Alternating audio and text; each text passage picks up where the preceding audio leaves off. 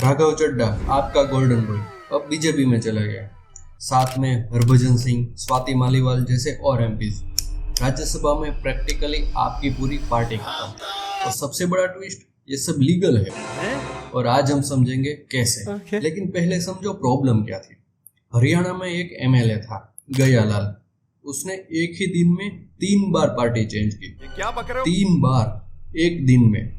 और ये बना इंडियन पॉलिटिक्स का सबसे बड़ा मीम, आया राम गया राम।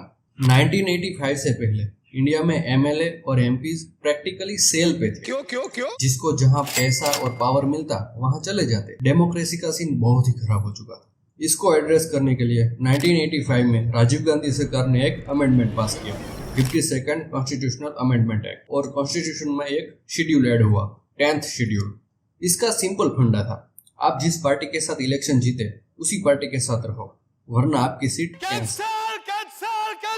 यूपीएससी जीपीएससी वालों अब समझो। अकॉर्डिंग टू दिस कोई भी एमएलए और एमपीज को डिस्क्वालीफाई होने के 2 ग्राउंड थे। ग्राउंड 1, एक तो आप खुद अपनी पार्टी छोड़ दो, रिजाइन कर दो।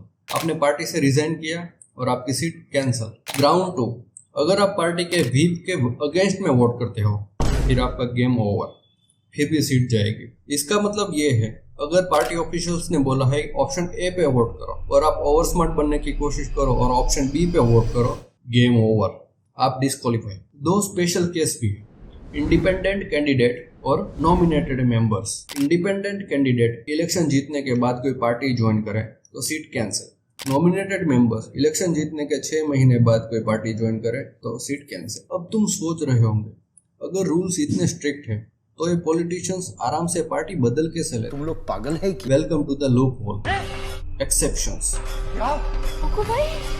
लॉ कहता है अगर 1-2 नेता पार्टी बदले तो वो इलीगल है, लेकिन 66% यानी कि 2/3 मेंबर्स पार्टी बदले और किसी और पार्टी में जाए तो उसे मर्जर कहा जाएगा। मतलब अलग ही लेवल का बंदा था। मतलब रिटेल बेचोगे तो वो इलीगल, अगर होलसेल बेचोगे तो मास्टर स्ट्रोक। वाह मोदी जी वाह। लेकिन इस कहानी का असली बॉस कोई और ही है, द प्रिसाइडिंग ऑफिसर, स्पीकर या चेयरमैन।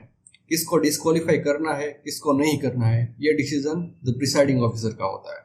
और सबसे बड़ा जोक पता है क्या है? ये डिसीजन लेने की कोई टाइम लिमिट ही नहीं है। डिप्रेशन। ओरिजिनली इसका डिसीजन कोई कोर्ट में चैलेंज भी नहीं हो सकता, मेरा वचन ही है शासन। लेकिन सुप्रीम कोर्ट ने कियोतो होलोहोन केस में बोला लेवल सबके निकलेंगे कि हम स्पीकर का डिसीजन रिव्यू कर सकते हैं।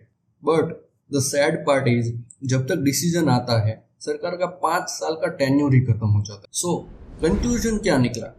द एंटी डिफेक्शन लॉ बना तो था पॉलिटिकल करप्शन को रोकने के लिए, लेकिन आज इसने डिफेक्शंस को सिर्फ और सिर्फ महंगा कर दिया है। पहले एक एमएलए या एमपी खरीदना पड़ता था, लेकिन अब पूरी की पूरी फैक्ट्री ही उठानी पड़ती है। यूपीएससी वालों, स्क्रीन पर दिख रहा है क्वेश्चन GS2 मेंस के लिए मॉक क्वेश्चन है। प्रैक्टिस करो और कमेंट में बताओ राघव चड्ढा का अब आगे क्या होगा। अगर ये वीडियो आपको अच्छी लगी तो सब्सक्राइब करो क्लास 1 को, अपने दोस्तों के साथ शेयर करो। मिलते हैं नेक्स्ट वीडियो में।